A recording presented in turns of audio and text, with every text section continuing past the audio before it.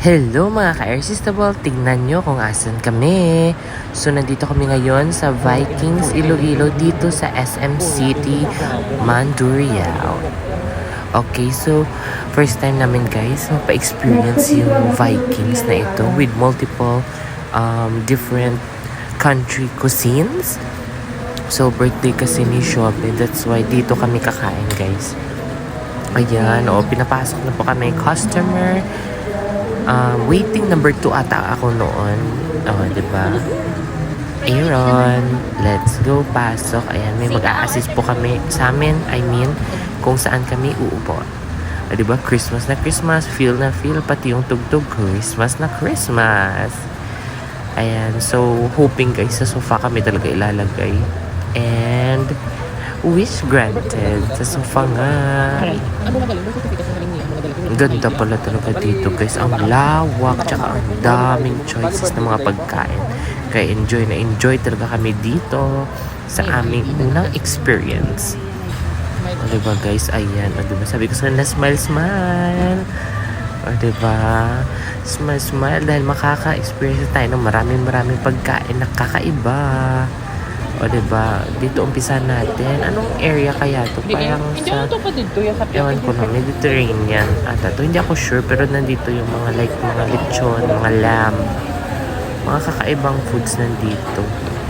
Tapos next is ito, cherry blossom. So I think Japanese ata to.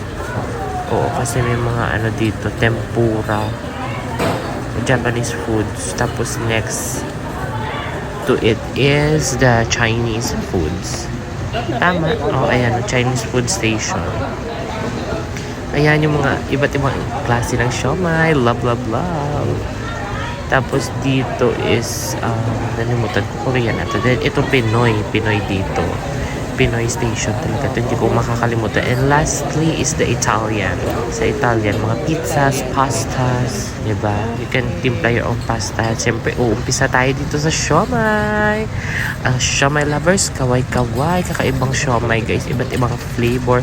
Parang may bean curd ata. Diyan may shrimp siomai, may fish siomai, may Japanese siomai, pork, chicken, beef, and ayun diba, bean curd. Basta iba't ibang dim sum guys, as in tinikman ko talaga lahat. So far hindi ko na matandaan kung ano yung favorite ko, pero okay din tong fish siomai actually. Squid siomai pa, diba? May squid siomai din, masarap din siya kasi binalot siya ng seaweed. Ayan, syempre desserts, may mga donut, churros, cream puffs, and many more. May crepes, may mga kakaibang desserts. Ayan, with the dessert with toppings. Ayan, mga ginawang cake for happy birthday. Ayan, cake slices, cake na buo. Depende guys, sobrang nakakalula yung mga desserts and mga foods.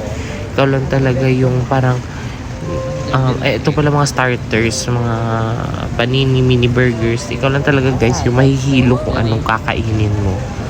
Siyempre, yung kakainin natin, yung mga hindi naman natin masyado natikman, di ba? Para bagong-bago, di ba? O dessert pa rin yan, as in isang buong box na malaki, kumbaga isang parang ang laki, sobra 100, parang lagay mo 50 square meter or like almost 100 square meter yung laki ng dessert station, di ba? Lechon, lamb, tsaka ewan ko ano ba yung isa dyan, beef ata, di ba? May pa birthday cake sila kay Shabe. Happy birthday, di ba? Nag-wish siya. Okay, di ba? Kinuha niya agad-agad yung gummies niya. Sayo lang talaga yan, Day. Diba? Nag-enjoy siya sa ice cream. Nakailang balik kaya siya sa ice cream, guys. Ayan, may pa, sila, parang birthday parade. Ganun. Happy birthday. Diba, may parade sila. Ayan, ang ganda talaga. Good experience talaga dito sa Viking Place, promise. So, enjoy ka sa foods tsaka sa kanilang service. Diba? Happy birthday from Vikings. Diba? Join pa si mama. Hindi magpapahuli. Pero guys, tinake out lang namin actually yung cake na yan. Pero sarap naman siya, di ba? Sasayaw sila guys, o di ba? May mga entertainment pa, hindi ka talaga maboard. Mabubusog ka na sa pagkain, mabubusog pa ang iyong mata sa kanilang mga entertainment. Di ba? May pasayaw sila dyan guys. Ang ganda kasi like para may tignan din na iba yung mga yung mga guests. At least nasa-showcase din yung talent ng kanilang mga staffs. Diba? Diba guys? Ang dami nilang tugtog. Ang dami nilang memorize na kanta. Promise. Na mga songs tsaka mga dance steps. Diba? Sulit na sulit ang aming first time try at Vikings. So ayan guys. O diba? Nakalimutan ko pala i-flex yung drinks station. Ang daming drinks. Sobra ata. 15 na drinks. Tapos may only beer, only soft drinks. O diba guys, tignan mo. Tinambayan na talaga nila ang beer guys. Kasi nung nag-Vikings kami, parang marami kami kasabay. Mga nag-Christmas party, mga ganun. Mga big events. Yung mga nakasabayan namin. Buti na talaga nakapasok kami kahit waiting.